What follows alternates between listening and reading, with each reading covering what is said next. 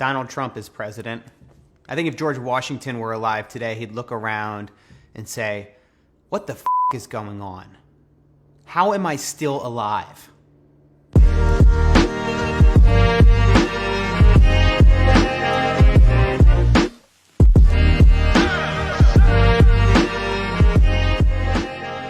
That was a joke that I wrote back when I was around 20 years old and I was doing stand-up comedy as a college student. This is probably a good example of why I stopped doing it. I wasn't great. I was okay. I did some one-liners. It was a lot of fun. I do not regret doing it, but there were some things that I wish I could go back and tell myself. These are 6 things that I wish I knew at 20. Number 1, take responsibility.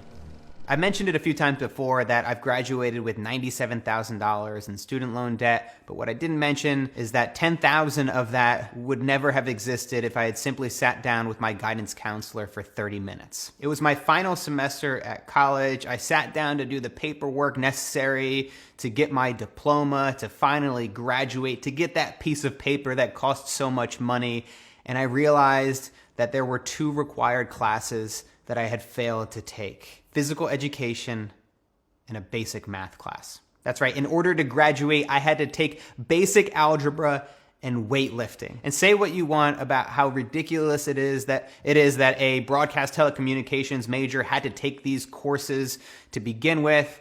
I had completely avoided taking responsibility. I had avoided going into my counselor's office. I had pushed it off for so long that it ended up costing me over $10,000. The lesson is that you have to take responsibility for yourself. Nobody's gonna do it for you. This is really one of those growing up moments when you realize that once you go to college, your parents aren't gonna be there to fix and solve everything for you. You need to figure it out for yourself. And this was a very hard and a very expensive lesson that I learned firsthand.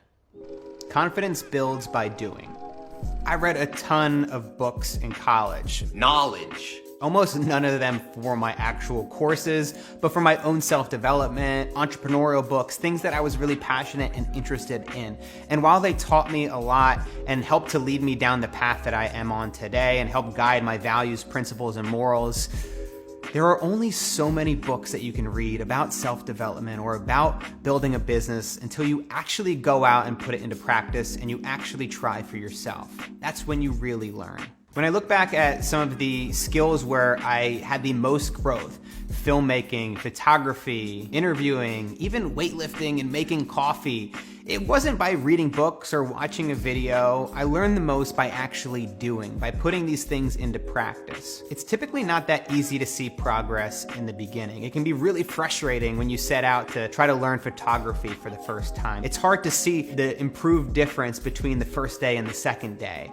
But without a doubt, I can always look back over the course of 2 years and see massive improvement. It doesn't matter how good I've gotten. It doesn't matter what point I am in my career. Even today, looking back 2 years ago, I sometimes cringe at the things that I've made. But really that cringe is just an indication that I'm heading in the right direction, that I'm learning. And I'm really learning not by reading, not by researching, but by actually getting out and doing. Document more.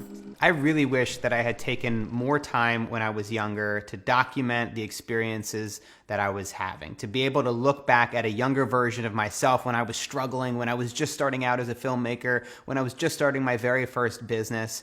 This is something that Gary Vee recommends often. He suggests people should go out and document versus creating, because documenting is pretty easy. It's just showing your journey, the things you're working on, versus creating, which is very time intensive. But this isn't just an idea that's relevant for filmmakers and creatives. This is something that I think everybody can gain a little bit from, even if you just take a few days every month to document where you are in the life that you're living.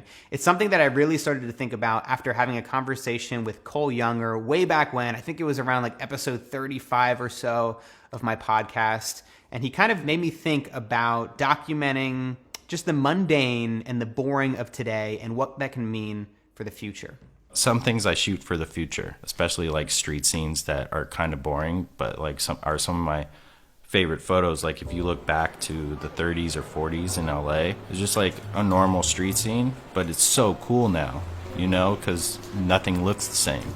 People aren't dressed the same. Those buildings aren't there anymore. Those cars, like, you'll never see on the streets again. Horse and carriage, or like, I've been thinking like that for like the last 2-3 years. Something that's gonna be cool in like 20, 30, 40 years.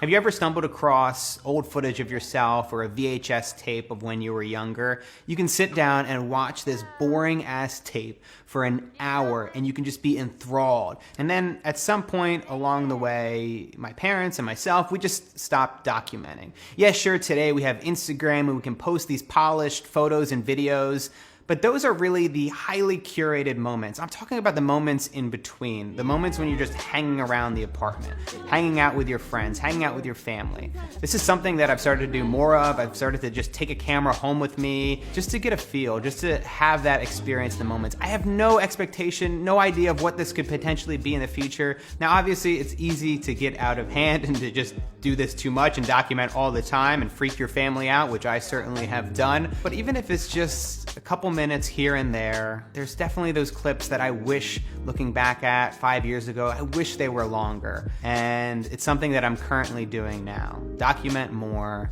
to be able to have those experiences to look back at in the future. Use moisturizer. Acne was one of the biggest excuses that I had early on for not filming myself, for not putting myself on camera, and for not starting this YouTube channel sooner. It was terrible for my confidence. I didn't know what it really meant to have good quality skincare. It was really misinformation that I was presented. Every commercial that I saw said, hey, just apply this product to your face and then you're done. And it was acylic acid, it was benzoyl peroxide, it was these chemicals that would strip your face of the natural oils, and it would make, personally with my skin, it would make it really itchy. So I'd be more prone to scratch my skin, which meant that my acne would get much worse because I was getting more dirt in my pores. The one person that undoubtedly helped me the most with my own skincare routine is Natalie, so I'm gonna give her a little moment here to help you guys out. You should be asking yourself, am I moisturizing, exfoliating, and cleansing? You know, it's really important to cleanse twice a day, morning and night, to exfoliate 2 to 3 times a week, and to moisturize twice a day after you cleanse. Those 3 steps are really, really important. Thanks, Natalie. You're welcome. Speaking of Natalie, number 5, go on more dates. So at 20 years old, I had just gotten out of a long-term relationship, and it was the beginning of what I didn't realize was to become the worst dating slump of my life. I didn't go on a date for 5 years. I made a lot of excuses, like I was focusing on my business and I just didn't have time to date right now. But if I was being honest with myself, I had eventually built up a deep-rooted anxiety about going on any dates. And it took a long time before I finally got the courage to put myself out there. I had just moved to Hoboken after moving out of my parents' basement, and I remember the first date I finally decided to go on instead of flaking last minute. And then I flaked last minute. And then I flaked last minute again, and I did it again, and I did it maybe 5 more times after that. This one was a really difficult one for me to get over. And the first date that I did go on, the day of and the day before, I was a wreck. I worried that I would run out of things to say, that she wouldn't like me, that the date would be awkward, that the people next to me would know that we were going on a blind date from OkCupid. I had all of these self-limiting doubts, and it was mostly based upon the fact that I cared way too much what people thought. And when I went on the date, it was okay. It was all right. It wasn't like a big deal. It wasn't a great date. We didn't have this deep connection. And that's what I learned, is that it's really not a big deal. And the more you put yourself into these uncomfortable situations, the more that you're gonna grow and learn about yourself, and the less that you're gonna make it become this really big thing, this obstacle that would be impossible to overcome. So I just kept putting myself out there. I kept going on more and more dates, not trying to find the love of my life, but trying to meet cool people, try to potentially meet some friends.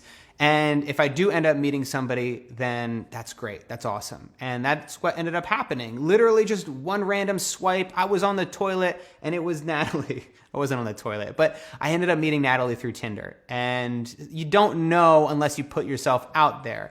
And a lot of times we don't put ourselves out there because we're worried about what other people will think. So fuck what other people think. Just go out and do what you want to do. Number 6, travel now. In the early days of starting my business, I didn't take any trips that were unrelated to work, and I never left the country until I was 25 years old. My friends and I went to Costa Rica. I remember driving from the airport to our Airbnb with a big stupid grin on my face. Everything was new and different. This was an experience not for my career or for my work or for my ambitions, it was for my life. Ambition can sometimes get in the way of your life. I had my head down for so long and came up with so many reasons why now wasn't the time to travel. But looking back, I realized that I had all the time in the world. You have to plan ahead and force yourself to take some downtime. Pick a slow month and block off 10 days to take an international trip. Book your flight so you have no choice but to go. Don't wait until you retire to travel. It's way more affordable than you think, and it'll build more confidence than you can imagine. Remember, confidence builds by doing. And I probably could have come up with about 100 other things that I would have done differently at 20 years old, but these were the big ones. I think if I were to correct for these 6 things, it would have relieved me of about 90 to 95% of my anguish as a young filmmaker, creative, as well as human being. So no matter how old you are, whether you're 20, 30, or 40, let me know in the comments below what you've learned since you were 20 and what you would have done differently. I can't wait to hear from you. Oh, hey guys, by the way, my podcast is coming back. The Ground Up Show, I took a little month break here to have some downtime, but I'm coming back with new episodes, and it's gonna be less focused on creativity. It will be a little bit, but primarily I'm gonna be delving into similar topics that I cover on this YouTube channel. So it's gonna be more self-development related.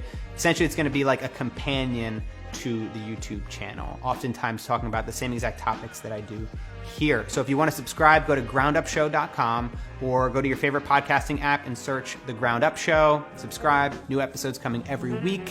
Can't wait to see you there. See you next time.